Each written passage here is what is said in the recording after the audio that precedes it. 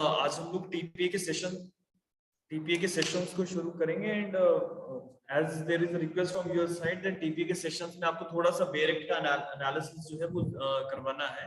तो we will take up the TPA sessions in the two manner. एक तो आपके जो एमसीक्यूज पे डिस्कशन करते हैं वो तो करेंगे ही, लेकिन इसी के साथ साथ जो बेरेक्ट पे बहुत सारे ऐसे प्रोविजंस हैं जिनकी एप्लीकेशन कभी कभी पूछ लेते हैं, या फिर directly the questions are there from the BEREC but the candidate does not able to answer the question। ठीक है, वो कुछ एक ऐसे प्रोविजंस है जहां पे थोड़ी सी टेक्निकलिटी लगती है।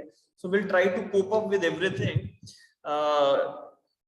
चलिए, so let us start with the session. देखो अभी टीपी के सेशन में आज तो क्योंकि हमारा बेसिक इंट्रोडक्टरी रहेगा, तो लेट मी देखते हैं कि कितना प्रोविजंस हम लोग टेकअप कर पाते हैं। लेकिन दिस सेशंस में कंटिन्यू प्रोबेबली बाय 1 वीक। ठीक है, एक हफ्ते से ज्यादा का समय जो है वो टीपीए के सेशन में लग सकता है। सो चलिए, so we are starting with the session. Just कितने ऐसे लोग हैं जो टीपीए में काफी ज्यादा प्रॉब्लम जिनको होती है, यस और नो करके जो है बता सकते हैं। ठीक है, those who are the students of the foundation course classes. अभी देखो आप लोग अगर आपने पूरा का पूरा फाउंडेशन कोर्स किया हुआ है तो फिर भी अगर उसके बाद दिक्कत आ रही है तो उसमें कहीं ना कहीं आपकी रिविजन्स में मुझे लगता है कमी होगी। ठीक है, तो रिविजन्स को बेरेक्ट के साथ साथ करने की कोशिश करनी है। बट एज फार एज बहुत बार ऐसा होता है कि टीपीएस से ना बहुत सारे लोग परहेज करते हैं। मैं आपको थोड़ा सा एक समझाता हूँ एक चीज। देखो सिविल लॉ 2 में हमारा टीपीए का एग्जाम आता है ना, टीपीए का सब्जेक्ट है। और 2016 या 17 तक, ठीक है, 2016 या 17 तक की ट्रेंड रहा है एचपी जुडिशियल सर्विसेज में कि मोस्ट ऑफ द कैंडिडेट्स, जैसे मान लो आपके मेंस एग्जामिनेशन में 20 या 40 कैंडिडेट्स बैठे हैं, तो ज्यादातर का जो स्कोर है वो हमारे सिविल लॉ 2 के पेपर में इतना अच्छा नहीं जाता। ठीक है, ये 15, 16, 17 तक की दौर में अगर मैं बात करूं तो ये एक सिनेरियो रहा है कि सिविल लॉ 2 में जो है बाकी सिविल लॉ 1 और क्रिमिनल लॉ के कंपैरेटिवली जो मार्क्स थे वो थोड़े से कम मिलते थे। लेकिन now the trends are being change. पहले होता क्या था कि सिविल लॉ 2 के एग्जाम में ना मार्किंग बहुत ज्यादा स्ट्रिंजेंट की जाती थी, स्ट्रिक्ट की जाती थी, तो उसके कारण से नंबर जो है बहुत बच्चे फेल हो जाते थे, क्वालिफाई नहीं कर पाते थे। 80 नंबर जो हमारा 200 में से लाने का क्वालिफाइंग क्राइटेरिया है वो नहीं कोप अप होता था। लेकिन नाउ 2017 के मतलब 2016 में जो सेकेंड टाइम एग्जाम हुआ था उसके बाद से ये देखा गया है कि now the examiners are bit taking the civil law 2 exam on the lighter note. ठीक है, अब जो है पेपर तो डेफिनेटली टफ आता ही है, ठीक है, लेकिन मार्किंग जो है वो थोड़ा सा स्मूथ मुझे लगता है कि की गई है। और दूसरी चीज कि सिविल लॉ 2 में as we know there are 5 subjects. ठीक है, तो लिमिटेशन में कोई खास दिक्कत नहीं आती। लिमिटेशन में तो it is just the computation of the time. अगर आपको क्लियर है कि कैसे टाइम को कैलकुलेट करना है तो उससे 2-3 सवाल आएंगे ही आएंगे। तो limitation is not a problem, contract is not at all a problem for anyone, neither the HP rent control nor the Hindu law. Hindu law में जरूर कुछ एक क्वेश्चन जैसे पूछे जा सकते हैं जिसमें बच्चों को दिक्कत आती है, जैसे कि ओल्ड या एशियंट हिंदू पर्सनल लॉ से कुछ एक सवाल पूछ सकते हैं या अदरवाइज भी। तो हिंदू लॉ में हमें क्योंकि सब कुछ ही कवर करना है, ठीक है, जैसे मैंने आपको पहले भी बताया था that it is the Hindu law ना, we are not going to restrict our questions only to the codified law.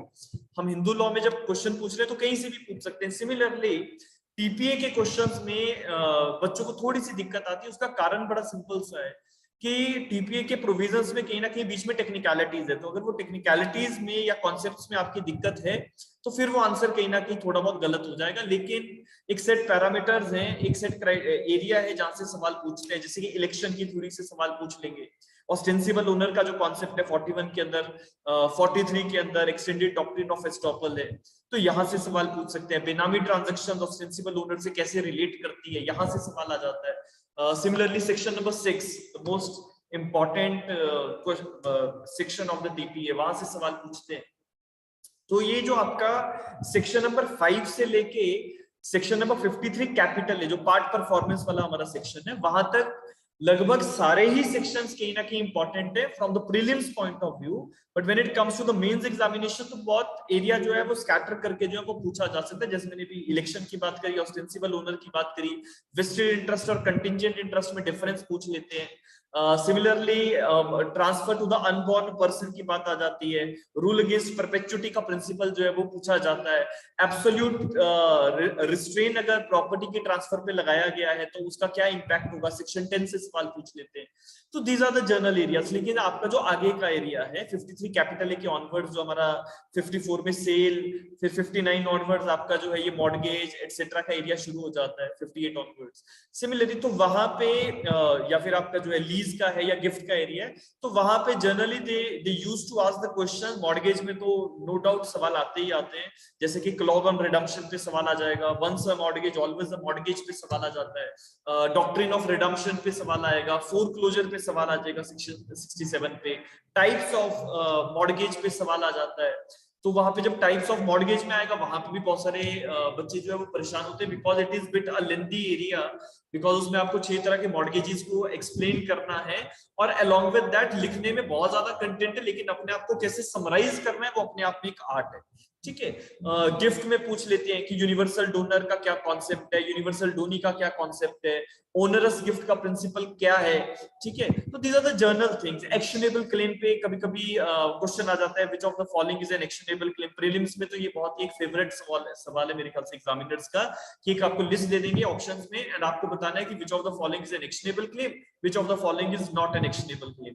तो ऐसा टीपीए में मतलब 137 सेक्शंस हैं। ठीक है, और 137 सेक्शंस का मतलब ये कि कंपैरेटिवली हमारे जो बाकी लॉ हैं सिविल लॉ 2 के एग्जाम में, जिसमें हमारा हिंदू लॉ है, कॉन्ट्रैक्ट है, आपका लिमिटेशन है और एचपी अर्बन रेंट कंट्रोल, तो चारों में जो सबसे ज्यादा कंटेंट जो है वो हमारे ट्रांसफर ऑफ प्रॉपर्टी एक्ट के अंदर ही आता है।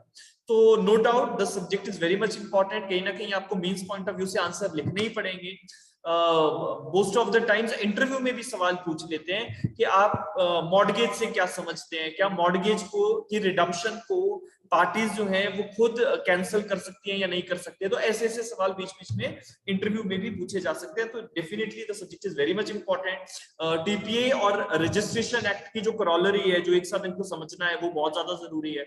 कॉन्ट्रैक्ट और टीपीए का क्या रिलेशन है, तो everything as far as the TPA is concern. तो जितने मैंने आपको एक जर्नल सेक्शन या जर्नल एक आपको जो ओवरव्यू दिया है अभी, कि कौन कौन से areas mains point of view से इंपॉर्टेंट है, कौन कौन से areas prelims point of view से जरूरी है, तो वो तो अभी हम इन सेशंस में वैसे भी मैं आपके साथ डिस्कस करता रहूंगा।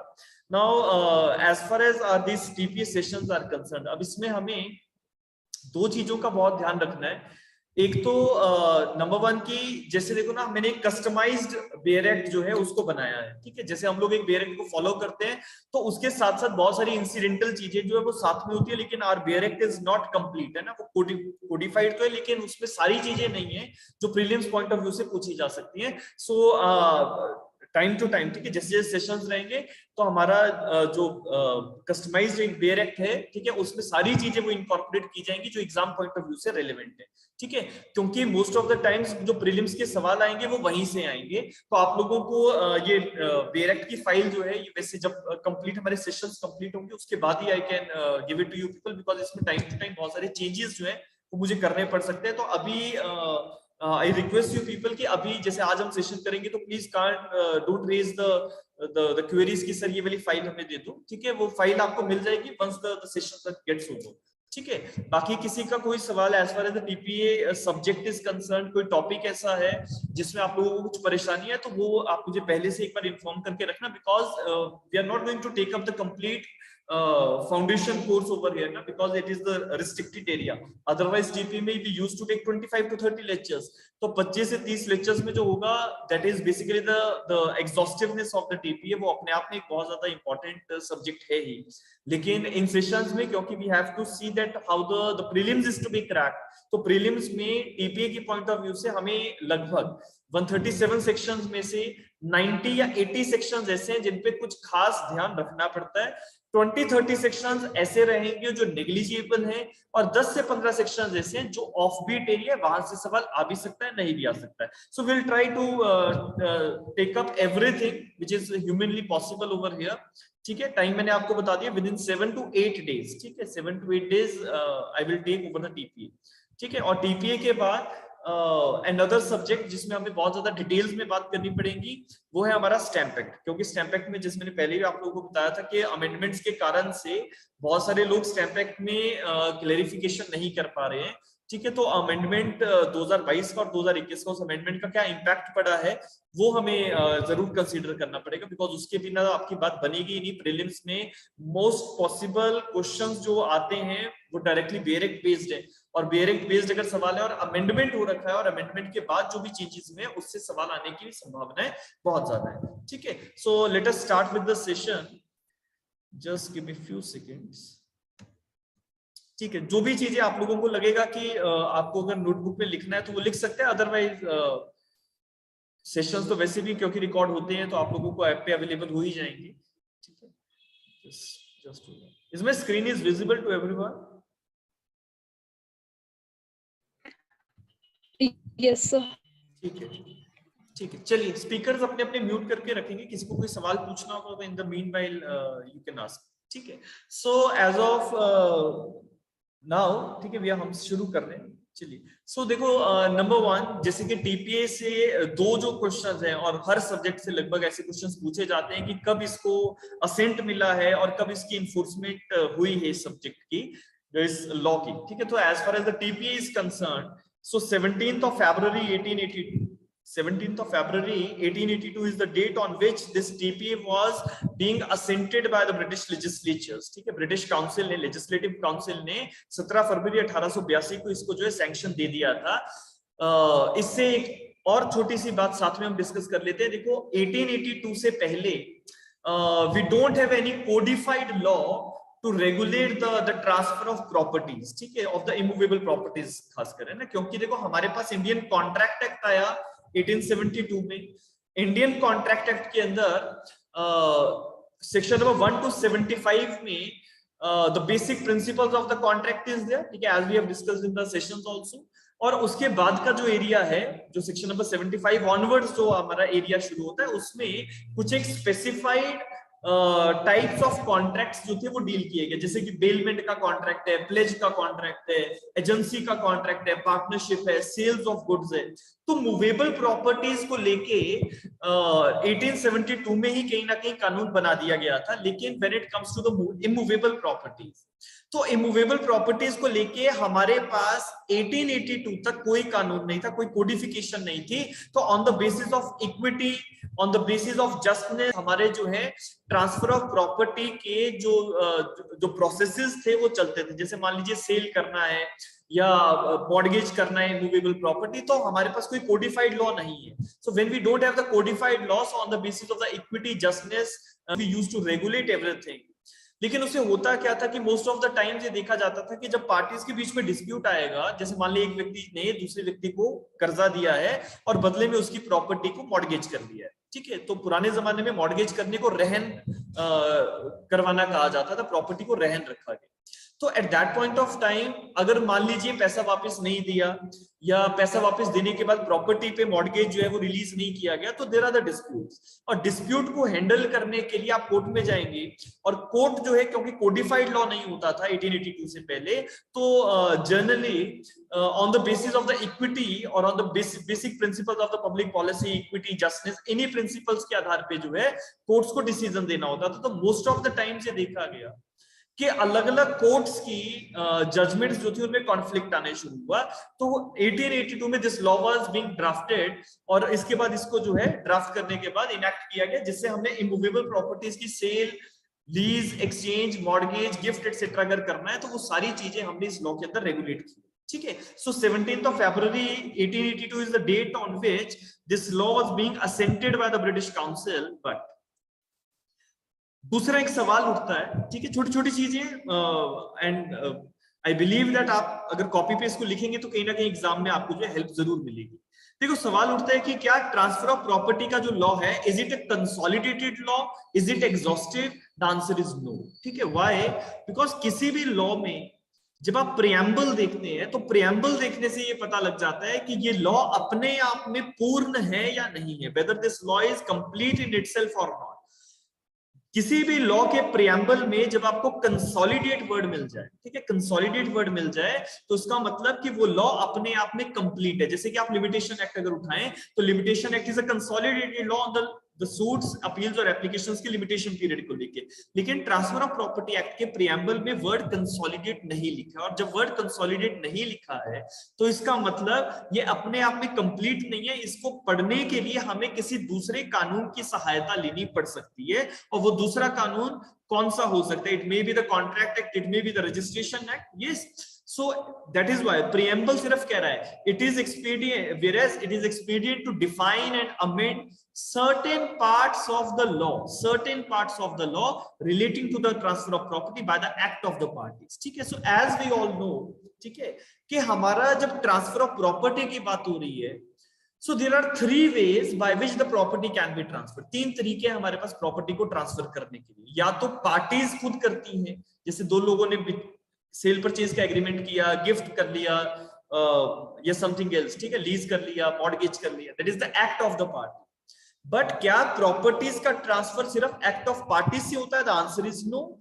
प्रॉपर्टी का ट्रांसफर जो है it may be by the operation of the law.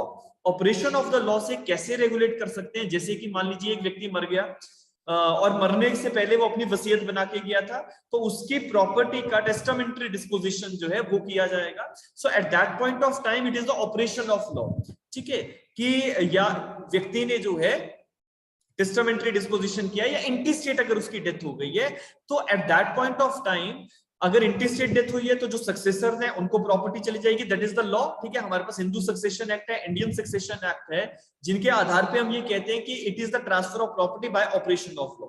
दूसरा तरीका होता है the transfer of property by the order of the court और through the decree of the court. तो मान लीजिए कोर्ट ने प्रॉपर्टीज को ट्रांसफर करवाया है, ठीक है, तो at that point of time that is also the transfer of property, but it is not been done by the parties, it is not by the operation of the law, rather it is by the court. तो we have three modes of transfer of property, that is by court, by operation of the law और by the act of the parties. लेकिन जब हम transfer of property act की बात करेंगे तो ये अपने 98% एरिया में, मतलब 100% अगर हम इसको समझते हैं तो 98-99% एरिया सिर्फ जो है एक्ट ऑफ द पार्टीज के थ्रू जो ट्रांसफर होता है उसकी बात करेगा। कुछ एक माइन्यूट एरिया जिसमें हम सेक्शन नंबर 57 और चैप्टर नंबर 4 को हटाते हैं, तो वहां पे जो ट्रांसफर शायद हो रहे हैं वो bye the act of the parties नहीं हो रहे हैं, rather it may be by the degree of the court और ऑर्डर ऑफ द कोर्ट से वो हो सकते हैं। लेकिन जनरली हम अगर हम बात करें तो ट्रांसफर ऑफ प्रॉपर्टी एक्ट जो है it deals with the transfer of property by the act of the parties, ठीक है। So now the next thing which we have to understand is कि इस लॉ की एनफोर्समेंट कब हुई? तो first day of the July 1882, first day of July 1882, तो first जुलाई 1882 को ये लॉ जो है ये एनफोर्सेबल हुआ, और उसके बाद ट्रांसफर ऑफ प्रॉपर्टीज को रेगुलेट करने के लिए हमारे पास एक कानून जो है वो आ गया। तीसरी चीज कि हमारे इस टीपीए का टेरिटोरियल एक्सटेंशन कहां तक है, कहां तक ये फैला हुआ है? तो generally transfer of property act 1882 में जब बनाया गया तो, और उसके बाद आफ्टर द इंडिपेंडेंस हमने इस लॉ को with adherence to the Indian constitution हमने इसको अडॉप्ट किया। और क्योंकि पार्ट बी स्टेट्स हमारी हुआ करती थी, पार्ट बी स्टेट्स आर दो स्टेट्स जिनको हम प्रिंसली स्टेट्स कह सकते हैं, जैसे आपकी जम्मू कश्मीर की रियासत है, ठीक है, सौराष्ट्र की रियासत है, तो अलग अलग रियासतें जो थी, हैदराबाद की रियासत थी, तो हर जगह हम इस ट्रांसफर ऑफ प्रॉपर्टी एक्ट को लागू नहीं कर सकते थे। तो जिन लोगों ने 1956 तक, ठीक है, हमारे पास प्रिंसली स्टेट्स थी, लेकिन उसके बाद जो है वो बहुत ज्यादा प्रिंसली स्टेट्स जो थी वो हमने इंडिया में मर्ज कर दी। In the dominion of the India all the princely states were also merged, ठीक है। लेकिन क्योंकि ये लॉ 1882 का है और उसके बाद टाइम टू टाइम जैसे 1950 में कुछ एक चीजें इसमें डाली गई, तो लिखा गया कि इस लॉ की जो टेरिटोरियल एक्सटेंशन है it applies to the whole of India, but part B states पे और बॉम्बे, पंजाब और दिल्ली में ये अप्लाई नहीं होगा, ठीक है। क्यों अप्लाई नहीं होगा? बिकॉज पार्ट बी स्टेट, जैसे मैंने आपको पहले बताया कि प्रिंसली स्टेट्स हुआ करती थी, राजाओं की रियासतें हुआ करती थी, तो जो हमारा जो प्रिंसली स्टेट्स के जो रूलर्स थे, those persons were not at all ready to adopt this particular law because transfer of property का मतलब now the properties can be transferred by the parties। और जब जमींदारी सिस्टम चल रहा है, प्रिंसली रूलर्स जो है वो सब कुछ देख रहे हैं, तो इन सारी चीजों को उन प्रिंसली स्टेट्स में अप्लाई करने से थोड़ा सा जो है परहेज बरता गया, क्योंकि वो लोग इस चीज को लेकर नहीं मान रहे थे। और दूसरा, पंजाब, बॉम्बे और दिल्ली में भी कस्टमरी प्रैक्टिसेस थी, तो वहां पे भी इस लॉ की इनिशियल टाइम पे जो एप्लीकेबिलिटी है वो नहीं की गई। लेकिन साथ के साथ एक चीज जरूर ऐड की गई कि अगर कभी भी स्टेट गवर्नमेंट को ये लगता है कि हमें ट्रांसफर ऑफ प्रॉपर्टी एक्ट के कुछ एक प्रोविजंस को अपनी पर्टिकुलर स्टेट में अप्लाई करना है, ठीक है, तो at that point of time एक नोटिफिकेशन पास करके स्टेट गवर्नमेंट जो है इस लॉ के कुछ एक हिस्से को या कंप्लीट लॉ को अपनी स्टेट के अंदर कंप्लीटली या कुछ एक पोर्शन में अप्लाई करने के लिए सक्षम थी, ठीक है। तो ये by purview of the notification जैसा किया जा सकता था। तो और उसके बाद जैसे भी रिसेंटली 2019 में 31 अक्टूबर 2019 को जम्मू एंड कश्मीर और लद्दाख की जो हमारी यूनियन टेरिटरी है इनको रीऑर्गेनाइज किया गया, तो 31 अक्टूबर 2019 में जम्मू कश्मीर के ऊपर अप्लाई हो गया। तो अगर आप यहाँ पे ना फुटनोट्स में देखेंगे, मैंने इसको थोड़ा सा एक ऑर्गेनाइज्ड मैनर में यहाँ पे रखा हुआ है, ठीक है। तो अगर इसको हम देखें तो अलग अलग जो प्रिंसली स्टेट्स भी हुआ करती थी ना, जब वो इंडिया में मर्ज हो गई और उनको स्टेट्स का नाम दिया गया, जैसे गुजरात में बहुत सारी प्रिंसली स्टेट्स हुआ करती थी, रियासतें हुआ करती थी, लेकिन आफ्टर द रीऑर्गेनाइजेशन 1956 में रीऑर्गेनाइजेशन हुआ, तो उसके बाद वो सारी जो प्रिंसली स्टेट्स थे उनके जो रूलर्स थे उन्होंने अपने आप को इंडिया में मर्ज करने का फैसला कर लिया। तो धीरे धीरे क्योंकि वो स्टेट बनता गया और स्टेट ने फिर time to time transfer of property act के प्रोविजंस को अपनी स्टेट में अप्लाई करना शुरू किया। So if you go to the provision, ठीक है, तो अगर जो इसका टेरिटोरियल एक्सटेंशन का जो प्रोविजन है, एक बार हम अगर उसको पढ़े तो लिखा है it extends at the first instance to the whole of India except the territories which immediately before 1 November 1956 were comprised in the part B states और in the states of Bombay, Punjab and Delhi, ठीक है। तो यहाँ पे ये अप्लाई नहीं होता था, लेकिन but this act or any part thereof may by notification in the official gazette be extended to the whole or any part of the said territories by the state government concerned। तो जो भी state government है, महाराष्ट्र की, पंजाब की, दिल्ली की या princely states में जो बाद में स्टेट्स में कन्वर्ट होगी पार्ट बी स्टेट्स, वहां के स्टेट गवर्नमेंट्स अगर टीपीए को अप्लाई करना चाहें तो उसमें कोई दिक्कत नहीं है, they have to pass the notification. और एक बहुत इंपॉर्टेंट चीज जो इसी के नीचे एक और पैराग्राफ में रखा गया, that at and any state government may from time to time by notification exempt, ठीक है, यहाँ पे वर्ड exempt बहुत इंपॉर्टेंट है, exempt either retrospectively और prospectively, अंडरलाइन कर लेना, यहाँ से एमसीक्यू पूछा जा सकता है कि क्या exemptions retrospectively हो सकते थे, the answer is yes, prospectively हो सकते हैं, the answer is yes। Any part of the territories administered by the state government from all or any of the provisions, namely the sections 54 para number 2 and 3, 59, 107 and 123। अब ये जो sections में बात की गई है वो क्या है? देखो, हमने क्योंकि ट्रांसफर ऑफ प्रॉपर्टी एक्ट के अंदर सेल, मॉर्गेज, लीज और गिफ्ट की बात कर रहे हैं, ठीक है, एक्सचेंज की भी बात है, लेकिन एक्सचेंज पे वही रूल्स अप्लाई होते हैं जो सेल पे होते हैं। तो क्योंकि प्रॉपर्टीज का सेल परचेज होना है, मॉर्गेज का एग्रीमेंट बनना है, लीज का एग्रीमेंट बनना है, डोनर डोनी का एग्रीमेंट बनना है, तो वहां पे कभी कभी ये जरूरत हो सकती है according to the registration law कि आपको रजिस्ट्रेशन करवाना पड़े, क्योंकि रजिस्ट्रेशन लॉ की एप्लीकेबिलिटी अपने तरीके से काम कर रही है। तो रजिस्ट्रेशन एक्ट को अप्लाई करना एक स्टेट के डोमेन के अंदर है, ठीक है, गेटिंग माय पॉइंट, कि आपने रजिस्ट्रेशन एक्ट है हमारे पास 1908 का, उस लॉ की एप्लीकेबिलिटी अपनी स्टेट में करना नहीं करना वो स्टेट गवर्नमेंट्स के डोमेन में था। तो कोई भी स्टेट गवर्नमेंट अगर चाहे तो ये जो सेक्शंस है ना 54 पैरा 2, 3, 59, 107, 123, इन प्रोविजंस की भी एप्लीकेबिलिटी को एग्जम्प्ट कर सकती है, क्योंकि सेक्शन 54 का पैरा नंबर 2 and 3 सेल में रजिस्ट्रेशन कैसे होगा, 59 मॉर्गेज में रजिस्ट्रेशन कब होगा, 107 लीज में रजिस्ट्रेशन कब होगा और 123 गिफ्ट का रजिस्ट्रेशन कब होगा, इसकी बात करता है। और जब भी रजिस्ट्रेशन होगा तो रजिस्ट्रेशन एक्ट के अकॉर्डिंगली किया जाएगा। रजिस्ट्रेशन एक्ट के अकॉर्डिंगली जब भी हम रजिस्ट्रेशन करेंगे तो we will give certain amount of registration fees to the authorities, ठीक है। तो अगर मान लीजिए एक छोटा सा अगर मैं उदाहरण देता हूं, तो हमारी हिमाचल प्रदेश में अगर लाहौल स्पीति के इलाके में रजिस्ट्रेशन एक्ट अप्लाई नहीं किया जाता, for a sake of example I am taking it, ठीक है, तो क्योंकि वहां पर रजिस्ट्रेशन एक्ट अप्लाई नहीं होता है, तो हमारे टीपीए के भी ये जो प्रोविजंस है 54, 59, 107 एंड 123 ये अप्लाई नहीं होंगे, ठीक है। So it is like that because these provisions are to be read in corollary with the registration act, तो बिना रजिस्ट्रेशन एक्ट के प्रोविजंस का कोई काम नहीं है। सो और अगर हमने रजिस्ट्रेशन एक्ट अप्लाई कर दिया है तो ये प्रोविजंस भी साथ में अप्लाई हो जाएंगे, ये बेसिकली इसका यही मतलब है। और दूसरी चीज की स्टेट गवर्नमेंट्स अगर एग्जाम्पशन करती है तो एग्जाम्पशन रेट्रोस्पेक्टिवली और प्रोस्पेक्टिवली दोनों तरीके से की जा सकती है। आई होप इट इज क्लियर, ठीक है। सो नाउ जैसे मैंने अभी आपको कहा ना कि टाइम टू टाइम हमारी जो प्रिंसली स्टेट थी, पार्ट बी स्टेट थी, वहां पे टाइम टू टाइम जो है टीपीए को अप्लाई जो है वो स्टेट गवर्नमेंट्स नोटिफिकेशन पास करके इसको लॉ को अप्लाई करती रही।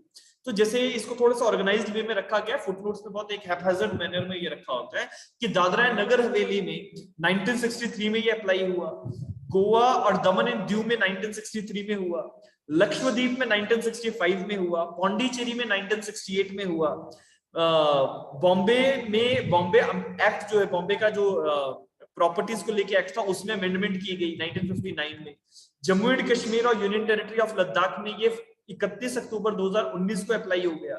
और इसके साथ साथ ठीक है, क्योंकि आगे की अगर आप देखें तो प्रिंसली स्टेट्स और भी हैं, जैसे महाराष्ट्र में अप्लाईज को किया गया है, गुजरात में सौराष्ट्र है, सौराष्ट्र एक प्रिंसली स्टेट हुआ करता था, पार्ट बी स्टेट था, लेकिन उसमें 1950 में ये अप्लाई कर दिया हमने। मध्य प्रदेश में 1951 में, मैसूर की जो प्रिंसली स्टेट थी वहां पे अप्लाई हो गया, राजस्थान में 1952 में अप्लाई हुआ है, त्रवणकोर और जो कोचीन का इलाका है वहां पे 1952 में अप्लाई हुआ, केरला में पूरे एरिया में अप्लाई हो चुका है, पूरे केरला में, ठीक है। तो these are the general things. इसी के साथ साथ section number 54, 107, 123 for extended to the Delhi also with effect from 1939। तो 1939 में दिल्ली के ऊपर ये 3 प्रोविजंस अप्लाई हो गए थे, लेकिन उसके बाद 1940 में दिल्ली के कुछ और एरियाज में इस पे अप्लाई किया गया, जैसे कि सेक्शन नंबर 129 की बात आ रही है, it was extended to the certain areas of Delhi in 1940।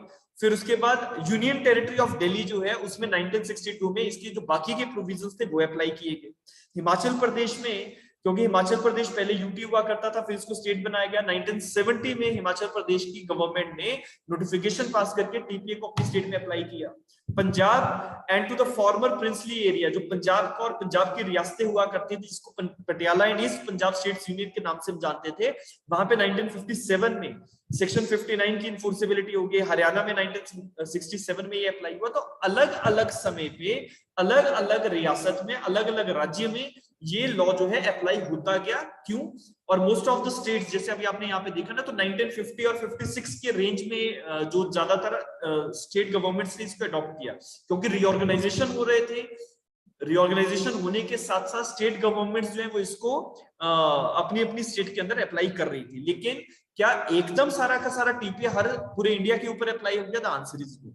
इसी के साथ साथ अभी जैसे मैंने आपको कहा कि अगर रजिस्ट्रेशन एक्ट किसी जगह पे अप्लाई नहीं होता है तो हमारे टीपीए के भी कुछ एक प्रोविजंस वहां पे अप्लाई नहीं हो सकते, बिकॉज ये प्रोविजंस टीपीए के जो है ये रजिस्ट्रेशन के साथ ही चलते हैं। इसीलिए लिखा गया है that notwithstanding anything contained in the foregoing part of this section, ऊपर जो कुछ भी लिखा गया है उसको अगर हम ओवरराइड करते हैं और हम ये कह रहे हैं कि सेक्शन 54 पैराग्राफ 2 एंड 3, 59, 107, 123, अगर किसी के बेयर एक्ट में ऐसा लिखा है section number 54 para 2 and section 3, तो वहां पे सेक्शन वर्ड हटा देना, इट इज एंड आएगा वहां पे।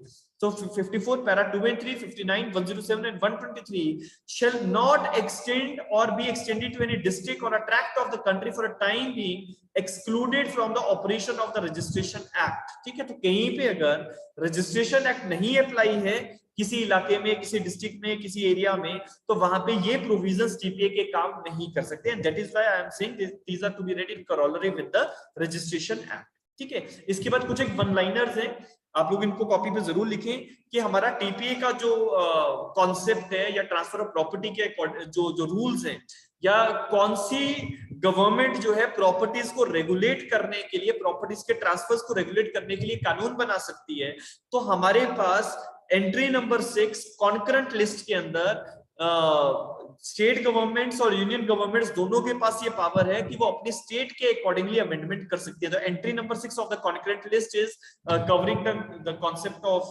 और we can say the subject matter of the transfer of properties. दूसरी चीज कि ये जो ट्रांसफर ऑफ प्रॉपर्टी का ड्राफ्ट बना है 1882 में कानून बना, लेकिन जो ड्राफ्ट तैयार हुआ था it was made in the year 1877। तीसरी चीज कि ये जो बिल जब ड्राफ्ट हुआ तो it was referred to the third law commission of India, sorry third law commission of the British India, ठीक है, क्योंकि उस टाइम में ब्रिटिशर्स का लॉ था, ब्रिटिशर्स के कानून चलते थे और ब्रिटिशर्स ही हमारी कंट्री को रेगुलेट कर रहे थे। तो थर्ड लॉ कमीशन जो ब्रिटिशर्स ने बिठाया था उसने, उसके पास ये bill of transfer of the property है, ये रेफर किया गया।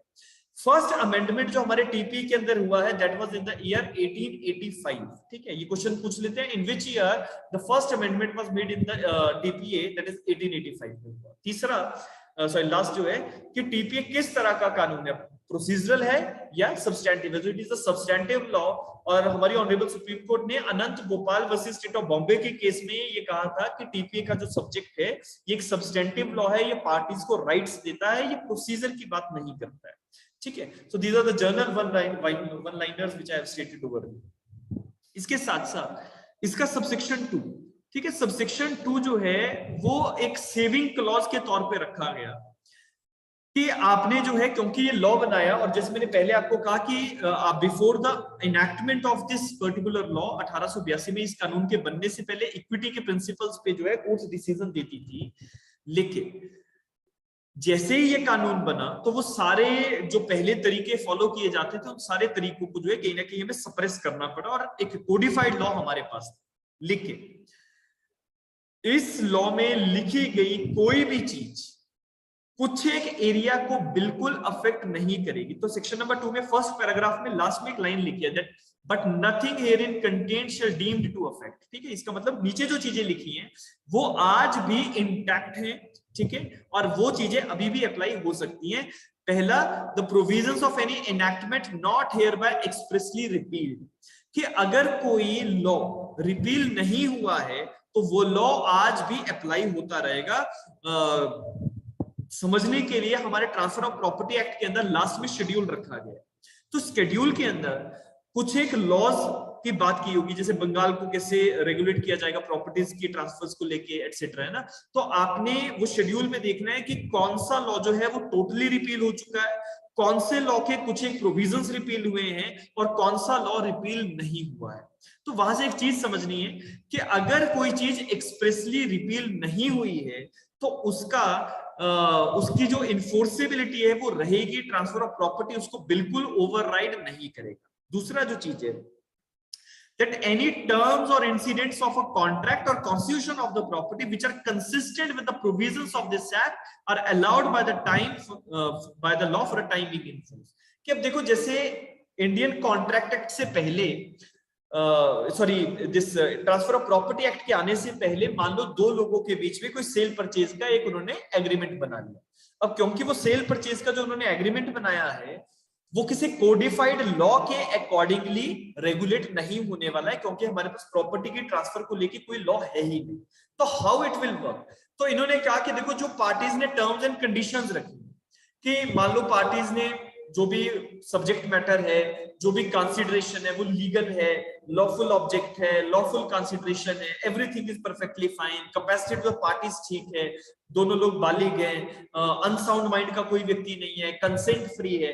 तो जो टर्म्स ऑफ द कॉन्ट्रैक्ट थी अगर वो हमारे टीपीए के साथ कंसिस्टेंट हैं तो वो एग्रीमेंट, वो कॉन्ट्रैक्ट जो है वो फोर्स में रहेगा, उसको हम बिल्कुल नहीं छेड़ रहे हैं, ठीक है। तो इसका ये मतलब है। तीसरी चीज कह रहा है एनी राइट और liability arising out of a legal relation, any right और liability arising out of legal relation constituted before this act came into force or any relief in respect of such right or liability। कहने का मतलब बड़ा simple, देखो कि इस law की जब इन्फोर्सेबिलिटी हो गई तो सेलर के राइट्स, बायर के राइट्स फिक्स हो गए, मॉर्गेजर और मॉर्गेजी के राइट्स फिक्स हो गए, डोनर और डोनी के पास क्या क्या राइट्स एंड ऑब्लिगेशंस हैं वो भी फिक्स हो गई, लेसर लेसी के फिक्स हो गए। लेकिन क्या 1882 से पहले 1882 से पहले प्रॉपर्टीज लोग ट्रांसफर नहीं करते थे? The answer is yes. और अगर लोग प्रॉपर्टीज ट्रांसफर कर रहे हैं तो क्या उनके कोई राइट्स नहीं है? The answer is yes, they have the rights. तो जो भी उनका राइट और जो भी दूसरे व्यक्ति की लाइबिलिटी है एक लीगल रिलेशन के तौर पे, वो राइट्स और लाइबिलिटीज जो है इंटैक्ट रहेगी, उसको टीपीए बिल्कुल अफेक्ट नहीं करेगा। समझने के लिए, मान लीजिए एक व्यक्ति ने अपनी प्रॉपर्टी 1870 में दूसरे व्यक्ति को मॉर्गेज कर दी।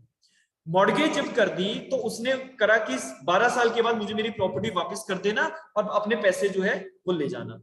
तो at that point of time, क्योंकि मॉर्गेज बना है लेकिन रेगुलेटेड कहीं नहीं है, किसी भी लॉ में मॉर्गेज का प्रिंसिपल नहीं रखा गया, though they may be the customary laws, ठीक है। तो अब वहां पे दोनों के बीच में लेकिन राइट्स और लाइबिलिटीज जरूर बने हैं। तो मॉर्गेजर का राइट रिडम्पशन का, और जो मॉर्गेजी है, ठीक है, उसका जो राइट है वो भी वहां पे रहेगा। So at that point of time, ठीक है, मॉर्गेजर का फोरक्लोजर का राइट एंड मॉर्गेजी का रिडम्पशन का राइट, दोनों जो राइट्स हैं वो इंटैक्ट रहेंगे।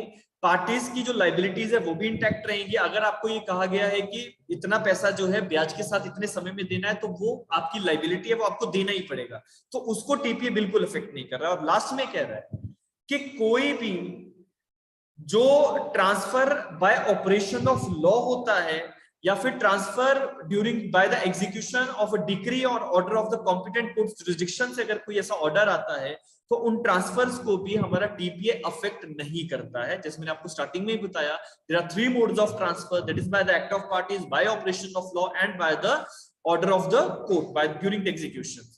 तो एग्जीक्यूशन कोर्ट का जो होगा वो अपने तरीके से काम करेगा, ऑपरेशन ऑफ लॉ जैसे काम करता है वैसे ही करेगा। जैसे मान लीजिए एक व्यक्ति की डेथ हो गई, इंटीस्टेट प्रॉपर्टी डिवॉल्व करनी है, तो उस व्यक्ति की डेथ के बाद वो प्रॉपर्टी उसके लीगल हायर्स को, सक्सेसर्स को, या बाय विल जिसको भी देना चाहता है वो चली जाएगी। सो यहाँ पे टीपीए बिल्कुल काम नहीं कर रहा है। लेकिन 2 प्रोविजंस हैं, मतलब 2 जगह टीपीए के अंदर ऐसे प्रावधान हैं जहां पे ट्रांसफर जो है bye the act of the parties नहीं है, लेकिन फिर भी उसे टीपीए रेगुलेट करता है। उसमें 2 प्रावधान है which are very much important. Question पूछ लेते हैं कि what is an exception to the transfer by the act of the parties in TPA? So exceptions are in section number 57, जो सेल के एरिया में आती है कि कोर्ट सेल कैसे करवा देता है, और चैप्टर नंबर 54 में मॉर्गेज का चैप्टर है, और मॉर्गेज के एरिया में देयर आर सर्टेन प्रोविजंस जो ये बात करते हैं कि कोर्ट जो है कैसे एक व्यक्ति की प्रॉपर्टी दूसरे को दे सकता है,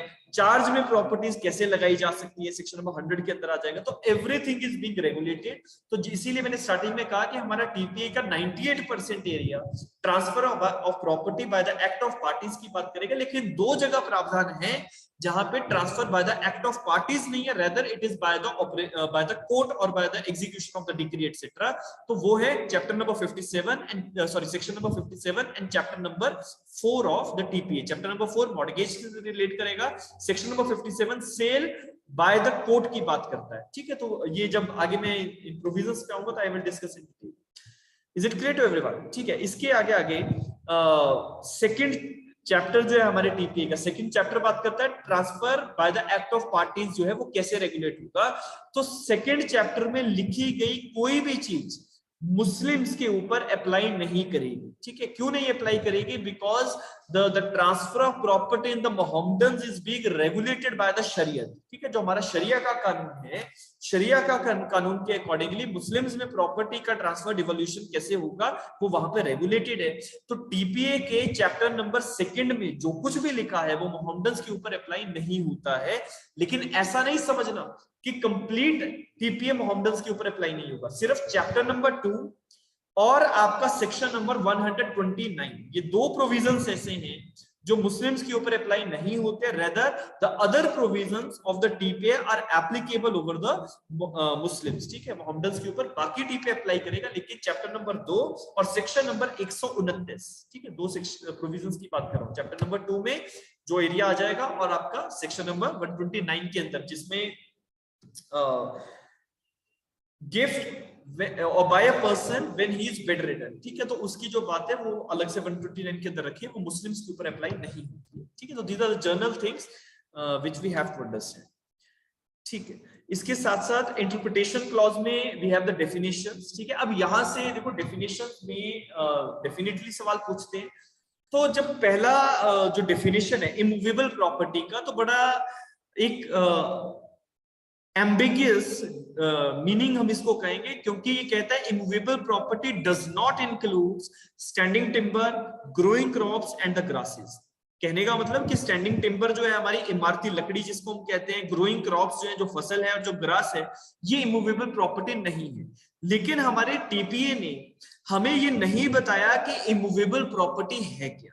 It is not telling us that what is immovable property. So immovable property की definition को समझने के लिए, बाद में मैं इस फाइल में incorporate भी कर दूंगा, immovable property की definition को समझने के लिए हमें Sales of Goods Act को और Registration Act के definitions के एरिया को समझना पड़ता है, क्योंकि Registration Act के अंदर property, immovable property क्या है वो define किया गया है, ठीक है। It is in the elaborative form it is being defined.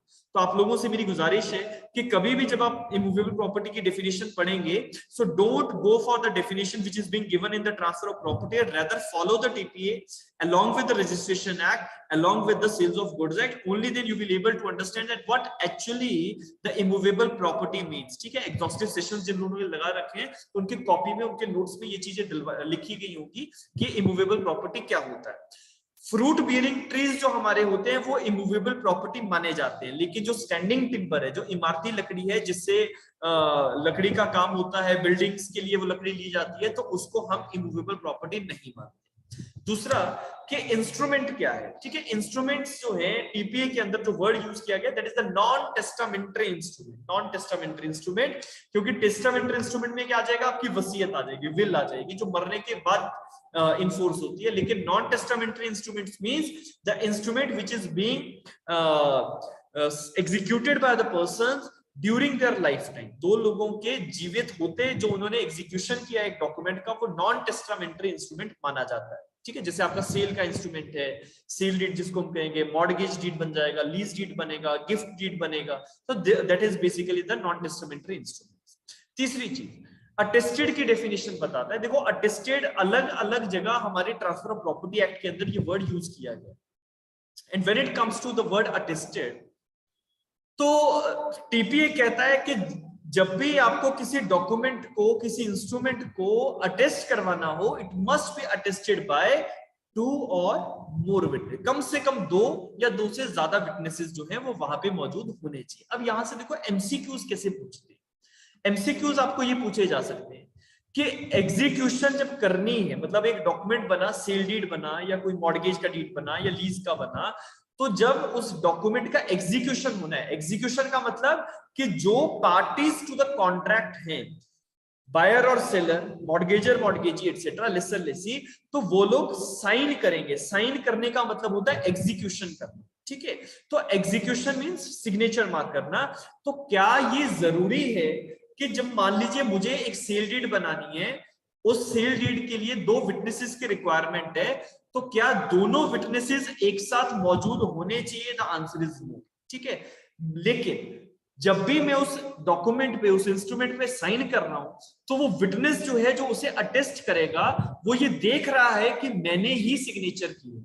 Getting my point? Like I am signing over the document and the witness is looking for me that whether I am signing it or not. तो उसीलिए attested का जो definition यहाँ पे रखा गया, अगर हम उसको डिटेल में पढ़ें, so it is written that in relation to an instrument means it shall be deemed to have been attested by 2 or more witnesses, each of whom has seen the executant sign and affix his mark to the instrument. इस 2 या 2 से ज्यादा जितने भी witness हैं, सभी ने executant मतलब जो व्यक्ति साइन कर रहा है उसको देखा है कि वो सिग्नेचर कर रहा है। नंबर 2, और has seen other person signing the instrument in the presence and under the direction of the executant. मान लीजिए मेरा ट्रांजैक्शन मुझे करना है, लेकिन मैंने किसी को पावर ऑफ अटॉर्नी दे रखी है, तो पावर ऑफ अटॉर्नी जिसको दी है, जीपीए जिसको दिया, वो व्यक्ति एग्जीक्यूट कर रहा है डॉक्यूमेंट मेरे बिहाफ पे। तो क्या वो व्यक्ति जब डॉक्यूमेंट एग्जीक्यूट कर रहा था तो मैं मौके पे मौजूद हूं या नहीं? So whether I am in presence और नॉट, या फिर क्या मेरी डायरेक्शन के बाद ऐसा हो रहा है या नहीं, ये दोनों चीजों को देखा जाएगा। तीसरा, और received from the executant a personal acknowledgement of his signature और मार्क, कि क्या मैंने उन विटनेसेस को बताया है कि मेरे बिहाफ पे वो व्यक्ति साइन करेगा, क्या मैंने इसको एक्नॉलेज किया या नहीं। तो ये तीन चीजें यहाँ पे रखी गई हैं। और जब विटनेसेस उस पे साइन करेंगे, मतलब जब अटेस्टिंग होगी उस डॉक्यूमेंट की, तो उसके लिए लिखा है that each of whom has signed the instrument in the presence of the executant। जब जो व्यक्ति डॉक्यूमेंट पे एग्जीक्यूशन करता है, जब उसने साइन कर दिए, तो उसके बाद अटेस्टिंग जिन्होंने करनी है वो साइन करेंगे। तो उसी के लिए यूज कर रहा है, each of whom has signed the instrument in the presence of the executant। ठीक है, जितने भी लोग अटेस्टिंग विटनेसेस हैं, वो एग्जीक्यूटेंट की, जो भी व्यक्ति डॉक्यूमेंट पे साइन कर रहा है उसकी मौजूदगी में ही वहां पे अटेस्टिंग कर रहे हैं। लेकिन इसके साथ साथ सवाल पूछा जाता है कि क्या सारे के सारे विटनेसेस एक साथ मौजूद होने जरूरी है? ना, आंसर इज नो। यहां से सवाल आ जाता है, इसलिए मैंने बोल्ड करके मार्क किया है that but it shall not be necessary that more than one of such witness shall be present at the same time। Same समय में सारे के सारे विटनेसेस की मौजूदगी जरूरी नहीं है। और दूसरा सवाल उठता है कि क्या अटेस्टेशन को लेके कोई पर्टिकुलर परफॉर्मा है या नहीं? The answer is no, there is no particular form for the attestation given in the TPA. तो कोई पर्टिकुलर फॉर्म ऑफ अटेस्टेशन जो है वो नेसेसरी नहीं है। तो दो सवाल आ जाते हैं। नंबर वन, साइन कौन करेगा?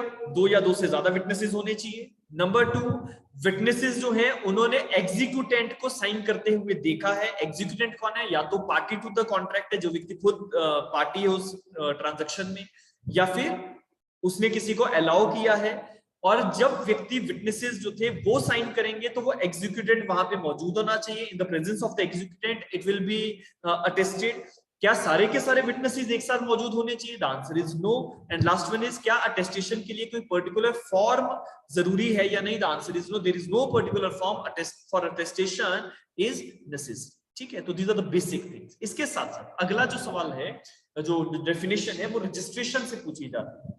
तो हमारे टीपीए के अंदर जगह जगह हमें एक वर्ड मिलता है कि रजिस्ट्रेशन करवाओ। सेल डीड है, रजिस्टर करवाओ। 100 रुपए से ज्यादा की प्रॉपर्टी है, रजिस्ट्रेशन होना कंपलसरी है। 100 से नीचे है तो रजिस्ट्रेशन ऑप्शनल हो जाएगा। रजिस्ट्रेशन एक्ट के प्रोविजंस जो है, ठीक है, सेक्शन नंबर 18, सेक्शन नंबर 19 वो इसको रेगुलेट करते हैं। तो रजिस्ट्रेशन वर्ड जहां पे भी यूज हुआ है, तो हम उसका मीनिंग किस तरह से समझेंगे? रजिस्ट्रेशन ऑफ द डॉक्यूमेंट्स के लिए जो कानून बनाया गया है, और वो कानून कौन सा है? Registration act 1908। तो यहाँ पे लिखा नहीं है, लेकिन आप लोगों को समझना है that registered means registered in any part of the territory to which this state extends under the laws for a time being in force regulating the registration of the document। सवाल पूछ लेते हैं, रजिस्ट्रेशन किस चीज की? तो registration documents की। कौन सा कानून? Registration act 1908। दोनों का ध्यान रखना है, ठीक है। और कोई लॉ नहीं है रजिस्ट्रेशन का, it is 1908 law is there. और यहाँ पे रजिस्ट्रेशन ऑफ द डॉक्यूमेंट्स की बात की जा रही है, ठीक है। इसके बाद अटैच टू अर्थ से हम क्या समझते हैं? देखो, मैंने जैसे कहा ना कि इमूवेबल प्रॉपर्टीज की डेफिनेशन के लिए हमें ना केवल TPA, rather it is to be supplemented by the sales of goods, it is to be supplemented by the registration. तो इन लॉज के अंदर आपको ये मिलेगा that anything which is attached to earth। तो attached to earth से हम क्या समझते हैं? तो anything which is rooted in earth, जो जमीन से निकली हुई चीज है, जैसे कि ट्रीज है, shrubs है, it is rooted in earth।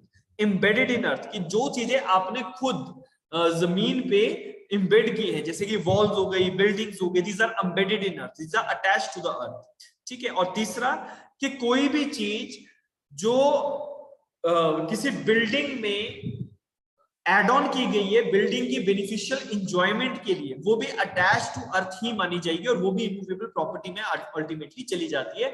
जैसे मान लीजिए एक बिल्डिंग है, तो बिल्डिंग की बेनिफिशियल एंजॉयमेंट के लिए आपने वहां पे विंडोज बनाई है, वहां पे आपने डोर्स बनाई है, तो जब तक वो सारी चीजें उस बिल्डिंग या उस चीज का हिस्सा है, उस इमारत का हिस्सा है, और उसकी परमानेंट बेनिफिशियल एंजॉयमेंट के लिए उसकी जरूरत है, तो हम उसको भी अटैच टू अर्थ ही मानते हैं, ठीक है। तो this is the basic meaning of what is attach to earth. इसके बाद एक बहुत ही इंपॉर्टेंट डेफिनेशन, जो अपने आप में एक एरिया ऐसा है जो क्वेश्चंस बहुत सारे लेके आता है, that is what is actionable claim. देखो, एक्शनेबल क्लेम कोई मुश्किल चीज नहीं है, हमारे पास डेफिनेशन में एक्शनेबल क्लेम रखा, और सेक्शन नंबर 130 से लेके 137 तक कौन सा 130 till 137 it is stating that how the actionable claims are to be transferred, can they be transferred, can they not be transferred, क्या कंसिडरेशन जरूरी है या नहीं, क्या बिना कंसिडरेशन एक्शनेबल क्लेम हो सकता है या नहीं। लेकिन आप लोगों को ये समझना जरूरी है कि एक्शनेबल क्लेम होता क्या है।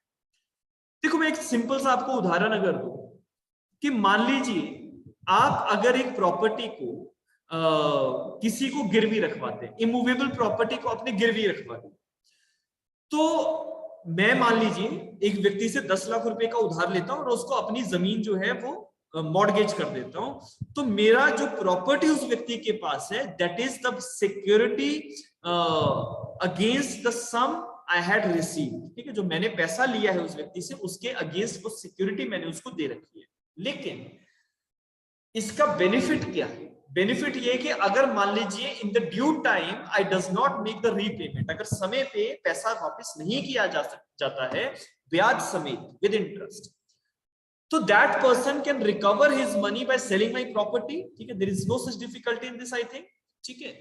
तो ये तो होगी इमूवेबल प्रॉपर्टी की बात। इसी तरह से अगर ये मूवेबल प्रॉपर्टी होती तो आप सामने वाले को अपनी प्रॉपर्टी प्लेज करते हैं और एट द सेम टाइम आप उससे कुछ उधार ले लेंगे, उधार लेने के बाद जब आप उसका पैसा वापस करेंगे तो आपकी प्रॉपर्टी को आपको वापस कर देगा।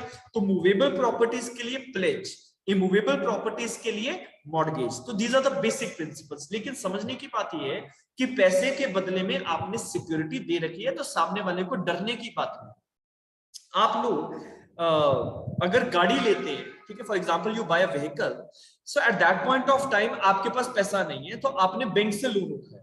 जब आप बैंक से लोन उठाएंगे and you get a property, you get a जो व्हीकल, तो आप उस व्हीकल के ओनर तो हैं, लेकिन उस पे हाइपोथिकेशन किसका है? बैंक का, ठीक है। तो जब तक वो हाइपोथिकेशन आप नहीं हटवाएंगे you will not be considered to be the owner of that property, because ultimately अगर आप बैंक का पैसा वापस नहीं करेंगे तो बैंक आपकी कार बेच के जो है अपना पैसा पूरा कर सकता है।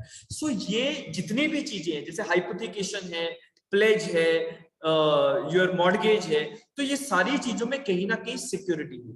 लेकिन मान लीजिए ऑन द गुड नोट्स आप में से कोई व्यक्ति, गॉड फॉरबिड, किसी को जरूरत ना पड़े, लेकिन कोई कहता है कि मुझे जो है पैसे की जरूरत है, आपने किसी अपने फेलो से, किसी दोस्त से जो है पैसा उधार ले लिया, लेकिन आपने उसको कोई सिक्योरिटी नहीं दी, कोई सिक्योरिटी नहीं दी, so that is a debt without security. तो जो आपका क्रेडिटर है, जिसने आपको पैसा दिया है, जो लेनदार है, वो व्यक्ति अपने पैसे की रिकवरी कैसे करेगा?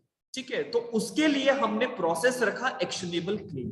आई hope it is very much clear to everyone. ठीक है, तो actionable claim means any debt other than the debt secured by mortgage, by hypothecation, by pledge or any other beneficial interest in the movable property not in the possession। तो किसी भी चीज को लेके अगर आपके पास कोई सिक्योरिटी नहीं है लेकिन आपने सामने वाले को पैसा दे रखा है, तो आपका पैसा रिकवर करने का जो तरीका है वो है आपका एक्शनेबल क्लेम। ठीक है, उसको हम एक्शनेबल क्लेम मानते हैं। एक्शनेबल क्लेम जो है कोर्ट में कंटेस्ट किया जा सकता है। तो इसीलिए ये डेफिनेशन कह रही है ना, means a claim to which any debt other than the debt secured by mortgage of a movable property और by hypothecation or by pledge of the movable properties or to any beneficial interest in the movable property not in the possession, either actual or constructive। तो ना आपके पास actual possession है किसी चीज का, ना constructive है of the claim, which in the civil courts recognize as affording the grounds of relief whether such debt or beneficial enjoyment is existent, accruing, conditional और contingent। ठीक है, तो ये जो चार चीजें रखी गई, existent मींस जो आज है, accruing मींस जो हो सकता है, condition मींस जो कंडीशन के साथ आएगा, और contingent मींस जो कंटिजेंसी के बाद आपका बेनिफिशियल इंटरेस्ट एंजॉय करने का राइट जनरेट होता है। तो ये चारों चीजें, ठीक है, existent, accruing, conditional और contingent बात करती है कि एक्शनेबल क्लेम क्या है, फ्यूचर में आएगा, एक्रूइंग है, कंडीशनल है, किसी कंडीशन की फुलफिलमेंट के बाद आएगा या किसी कॉन्टिजेंसी के बाद आपको मिलने वाला है। तो all these things are basically according to that. लेकिन एक्शनेबल क्लेम से सवाल क्या? देखो दो तरीके के सवाल है। एक तो आपको प्रीलिम्स में, it is the very important area we can say, ठीक है, बिकॉज आपको हर स्टेट में जहां पे भी टीपीए एग्जाम में आता हो तो टीपीएस से एक क्वेश्चन जरूर आता है कि विच of the following is an actionable claim. ठीक है, जैसे आप सीपीसी पढ़ो तो सीपीसी में सवाल आता है ना, which of the following suit is a suit of civil nature, which of the following suit is not a suit of civil nature. उसी तरह से यहाँ से एक्शनेबल क्लेम से वैसे सवाल उठते हैं। तो यहाँ पे मैंने इसी के अंदर एक लिस्ट रखी हुई है, उस लिस्ट को हम लोग देखते हैं। ठीक है, लेकिन उसमें जाने से पहले नटशेल में अगर कहा जाए तो एक्शनेबल क्लेम जो है दो चीजों के आधार पर हम उसको समझ ले। A claim to an unsecured debt, आपके उधार की कोई सिक्योरिटी आपके पास नहीं है और आप अपना जब उधार क्लेम करना चाहोगे तो उसे हम एक्शनेबल क्लेम कहेंगे। Any interest in the movable property which is not in the possession of the Clement. ठीक है, आप किसी मूवेबल प्रॉपर्टी पे इंटरेस्ट जनरेट करना चाहते हो लेकिन वो प्रॉपर्टी आपके पोजेशन में है नहीं, तो दीज आर बेनिफिशियल एंजॉयमेंट की जो ऊपर बात है ये उससे रिलेट करता है।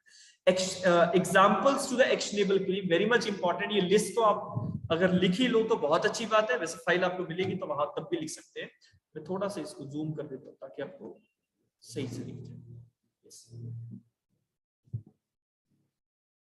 Yeah, so these are the examples of the actionable claims. ठीक है, these are the examples of actionable claims. ठीक है, तो एक्शनेबल क्लेम को कंसीडर करने के लिए जब व्यक्ति कोर्ट के सामने जाएगा तो हमें ये देखना है कि क्या ये जो क्लेम कोर्ट के सामने रेज कर रहा है, ये क्लेम रेज करने का इसके पास राइट है भी या नहीं, मतलब क्या इस चीज को हम अलाउ करेंगे या नहीं करेंगे। तो right to claim arrears of rent is an actionable. ठीक है, आप किराए पे रहते हैं, आपने अपने मकान मालिक का किराया देना है, आपने किराया नहीं दिया और प्रॉपर्टी छोड़ के चले गए, तो मकान मालिक के पास तो कोई सिक्योरिटी नहीं है, but still it is an actionable claim, he can recover his arrears of rent.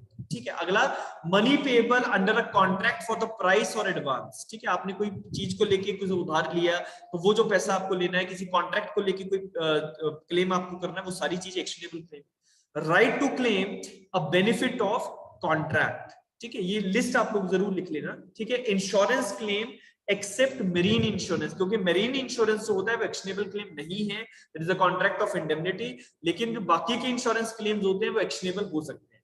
Lottery tickets is an actionable claim, लेकिन लॉटरी टिकट वही जो अप्रूव्ड बाय द अथॉरिटीज है।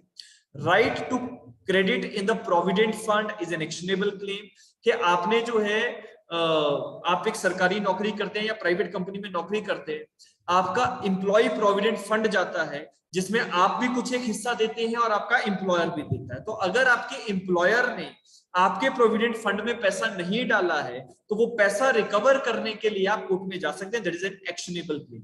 Dividend on shares, debentures, negotiable instrument such as exchange etcetera, तो जितने भी हमारे shares और debentures हैं, आप लोग अगर फाइनेंशियल नॉलेज रखते हो तो जितने हमारे शेयर होल्डिंग होती है, शेयर होल्डर्स को क्या मिलता है, डिविडेंड मिलता है, डिबेंचर होल्डर्स को भी उसका इंटरेस्ट मिलता है, तो ये जितनी भी चीजें होती है, these are the actionable claims. A share in a partnership property, a right under a licence, a right rights, shares और options to the purchased shares. ठीक है, जो अभी शेयर्स की खरीद फरोख्त अगर होती है वहां पे भी अगर कुछ किसी ने पैसा किसी का देना है, that is an actionable claim.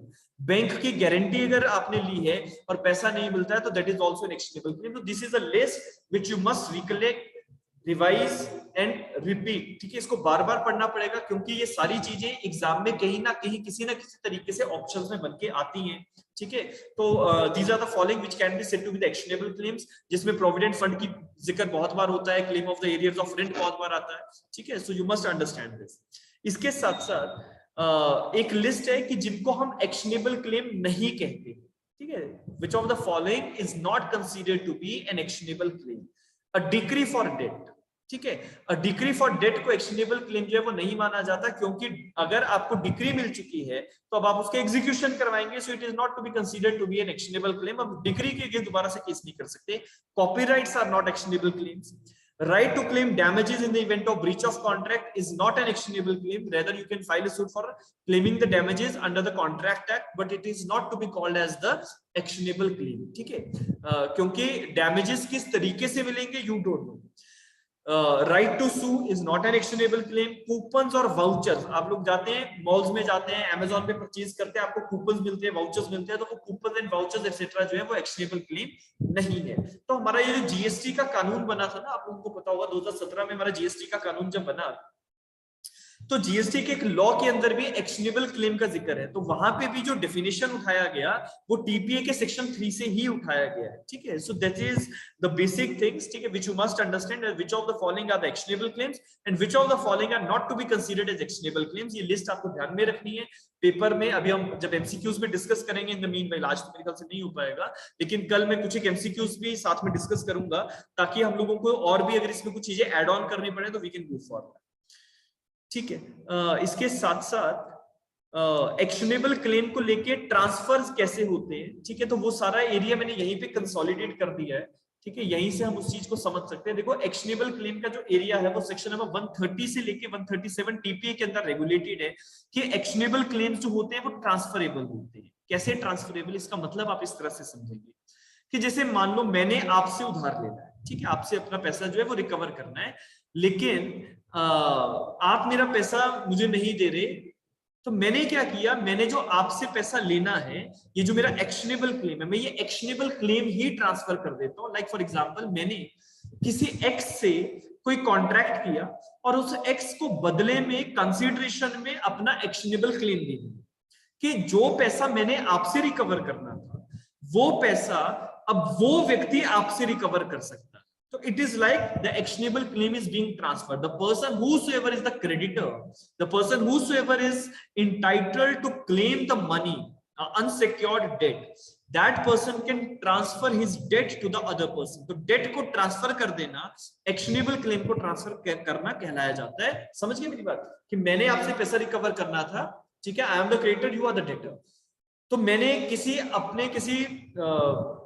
Contracting party को अपना एक्शनेबल क्लेम ट्रांसफर कर दिया और उससे कंसिडरेशन ले ली। तो मैंने कहा कि मैंने उधार लेना है फलाने व्यक्ति से, वो उधार तुम रिकवर कर लो और मुझे इतना पैसा दे दो, ठीक है। So that can be done. तो एक्शनेबल क्लेम जो होते हैं वो ट्रांसफरेबल होते हैं। Section 130 to 137 of the transfer of property act actionable claim के ट्रांसफर को लेके कंप्लीट लॉ बताता है।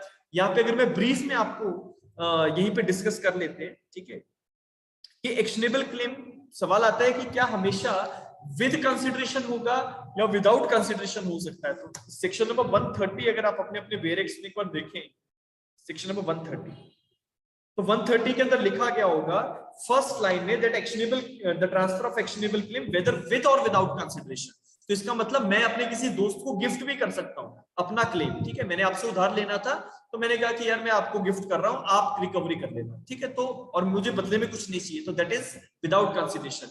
बदले में मैं कुछ चीज ले लेता हूं, मैं ये कहता हूं कि यार मुझे एक एसी दे दे और मेरा उधार तुम रिकवर कर लो, तो दैट इज विद और without consideration, it can be done.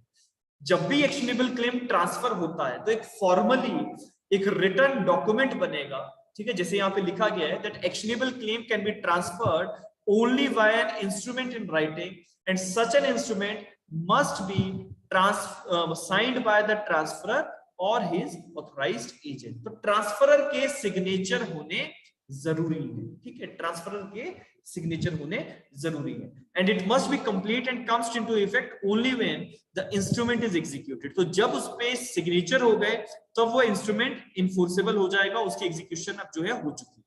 और upon execution all the rights and remedies of the transferor shall lie to the transferee। कि जब एक बार वो ट्रांसफर कर दिया तो जितने मेरे राइट्स थे आपसे पैसा रिकवर करने के, वो सारे राइट्स जो है किसको चले गए, ट्रांसफरी को चले गए। Actionable claim can be in the form of sale, exchange, gift और मॉर्गेज। ये 4 तरीके हैं, जैसे प्रॉपर्टी ट्रांसफर होती है वैसे एक्शनेबल क्लेम भी ट्रांसफर हो जाता है। तो these are the general parameters which we have to understand, ठीक है। इसके साथ साथ और भी चीजें, ठीक है, जब हम बाकी के बेसिक प्रोविजंस को जब रिलेट करेंगे तो वहां से हम इन कॉन्सेप्ट्स को उठाएंगे कि इक्विटीज और लायबिलिटीज का क्या कॉन्सेप्ट है, ट्रांसफरी की क्या लायबिलिटीज रहती है, that we will discuss at the time that we will discuss section number 130 till 137, ठीक है।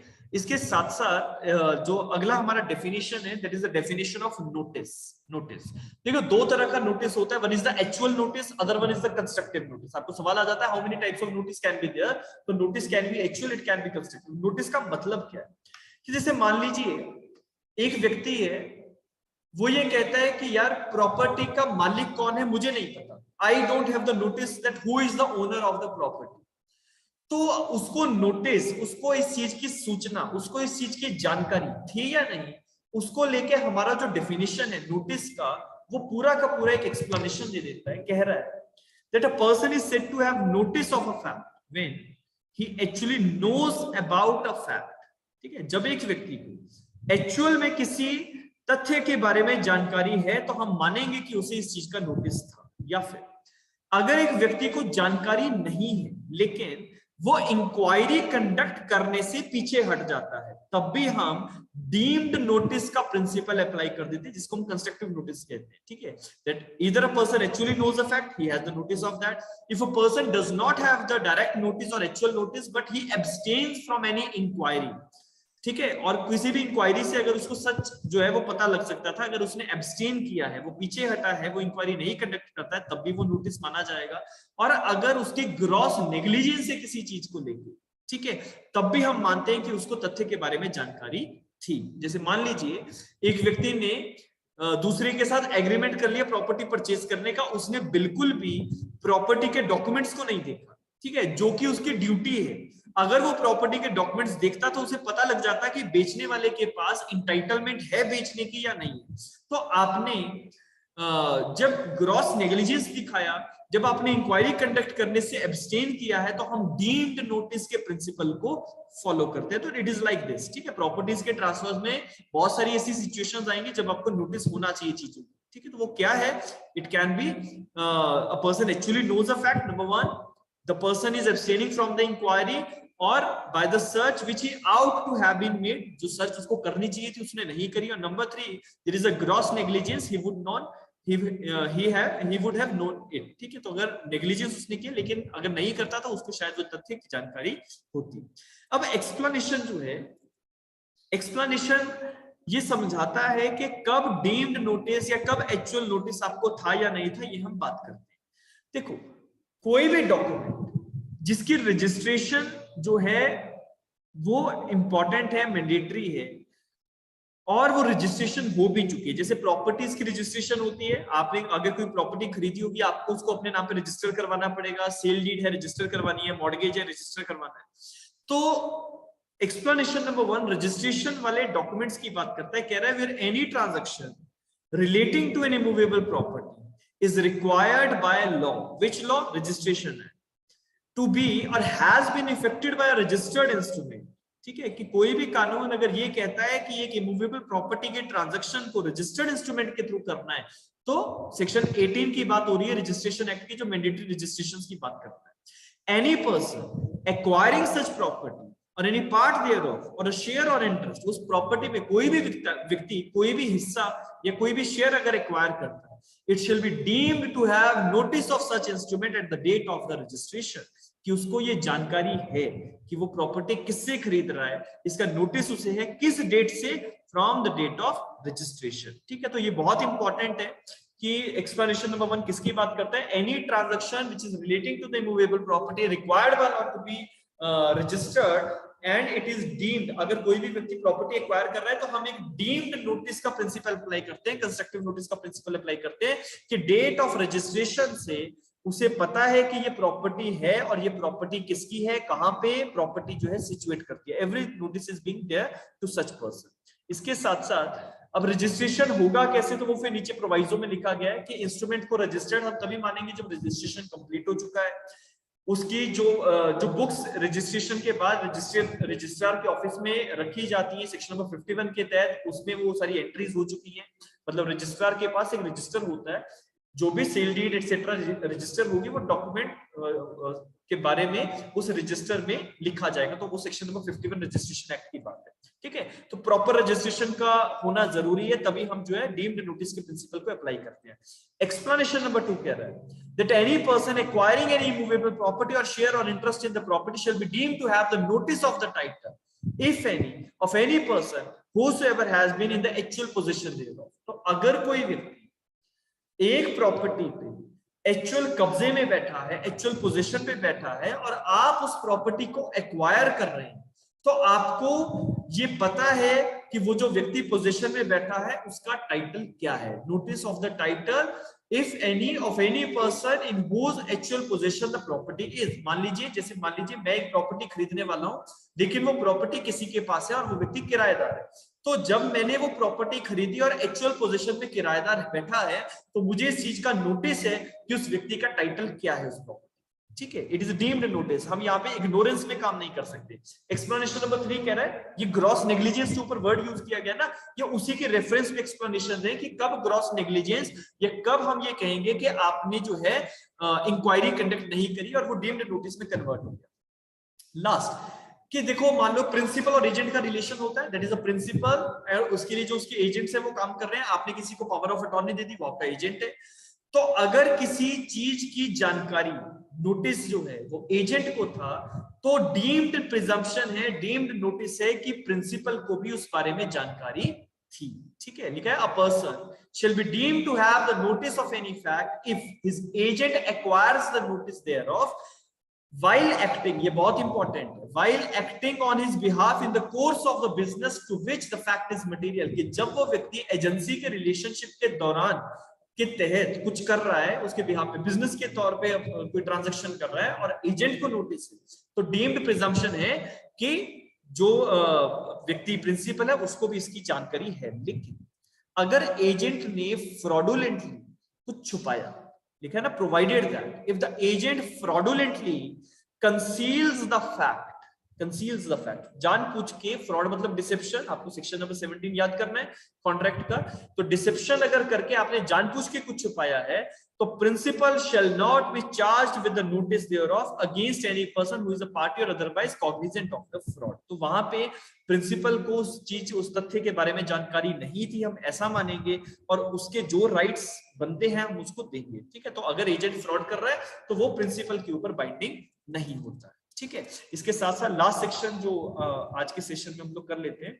ठीक है, सेक्शन नंबर 4 है, बड़ा एक माइन्यूट सा सेक्शन है जो ये कहता है कि जितने भी ट्रांसफर ऑफ प्रॉपर्टी एक्ट के अंदर प्रोविजंस रखे गए हैं वो कॉन्ट्रैक्ट एक्ट के साथ चलेंगे, मतलब कॉन्ट्रैक्ट एक्ट का हिस्सा माने जाएंगे। क्यों कॉन्ट्रैक्ट का हिस्सा माने जाएंगे? उसका कारण बड़ा सिंपल है कि आपने ये तो बता दिया कि सेल डीड कैसे बनेगी, ये बता दिया मॉर्गेज क्या होगा, ये बता दिया लीज और गिफ्ट डीड क्या होगी, लेकिन आप टीपीए के अंदर ये नहीं बता रहे हो कि प्रपोजल कौन भेज रहा है, आप ये नहीं बता रहे कि प्रॉमिस क्या है, आप ये नहीं बता रहे कंसिडरेशन क्या है, आप ये नहीं बता रहे कि एक्सेप्टेंस एब्सोल्यूट होना चाहिए या नहीं होना चाहिए, आप ये नहीं बता रहे हो कि माइनर एग्रीमेंट कर सकता है या नहीं कर सकता है, आप ये नहीं बता रहे हो कि डॉक्ट्रिन ऑफ फ्रस्ट्रेशन अप्लाई कैसे होती है। So everything which is there in the Indian contract act, वो चैप्टर्स, वो सेक्शंस जो हमारे कॉन्ट्रैक्ट एक्ट के हैं और इस लॉ के हैं, दोनों एक दूसरे के साथ पढ़े जाते हैं। इसीलिए सेक्शन नंबर 4 कहता है the chapters and sections of TPA that this act will relate, which relate to the contract shall be taken as a part of the contract act, because आपके contract act के अंदर section 1 to 75 actual basic principles contract के बताता है, और उन basic principles के आधार पे हमें ये समझ में आएगा कि कॉन्ट्रैक्ट कैसे बनता है। और जो टीपीए के चैप्टर्स और सेक्शंस कॉन्ट्रैक्ट को फॉर्मुलेट करने के लिए बनाए गए हैं, वो सारे चैप्टर्स और सेक्शंस कॉन्ट्रैक्ट एक्ट का ही हिस्सा माने जाएंगे। और दूसरा जो इसके नीचे पैराग्राफ रखा गया है कि section 54 para 2 and 3, 59, 107 and 123, it is to be read in supplemental with section with the registration act। तो रजिस्ट्रेशन एक्ट के साथ ही ये पर्टिकुलर प्रोविजंस काम करते हैं। बिना रजिस्ट्रेशन एक्ट के इन प्रोविजंस की कोई अस्तित्व जो है, कोई एग्जिस्टेंस जो है वो नहीं हो सकती। And that is why registration act के ये जो रजिस्ट्रेशन एक्ट के प्रोविजंस हैं और टीपीए के जो 4 प्रोविजंस रखे गए हैं, ये सप्लीमेंट में चलते हैं। रजिस्ट्रेशन एक्ट इनको सप्लीमेंट करता है। ठीक है, so this is I think ठीक है, इट्स 8:23। तो आज के लिए तो मैं इसको यहीं पे रुक रहा हूँ। ठीक है, बाय टुमारो हम इसको आगे कंटिन्यू करेंगे। ठीक है, मेरे ख्याल से बेसिक्स जो हैं right from section number 1 to section number 4 it is clear to everyone. किसी का कोई भी डाउट, कोई भी क्वेश्चन होगा व्हाट्सएप पे या यहाँ पे चैट बॉक्स में मुझे लिख के भेज दीजिएगा। ठीक है, so I can follow up that. लेकिन सारे सेशंस में इतना एग्जॉस्टिवनेस में मैं नहीं रहूंगा। ठीक है, to be very clear with you people, because अगर हम इस तरह से चलेंगे तो इट मे टेक 1 month। ठीक है, फिर तो पूरा कंसोलिडेटेड कोर्स ही हो जाएगा। लेकिन अभी जो मेजर एरिया है हमारा सेक्शन नंबर 53 कैपिटल है, तो उसमें जितने भी मोस्ट इंपॉर्टेंट एरियाज हैं वो हमें इसी तरह से डिस्कस करने पड़ेंगे। ठीक है, उसके आगे का एरिया थोड़ा सा एमसीक्यू बेस्ड जो है फिर उस पर स्विच करेंगे। ठीक है, so thank you so much to everyone. ठीक है, if any queries you can forward me. Will meet tomorrow same time. Thank you so much. Thank you sir.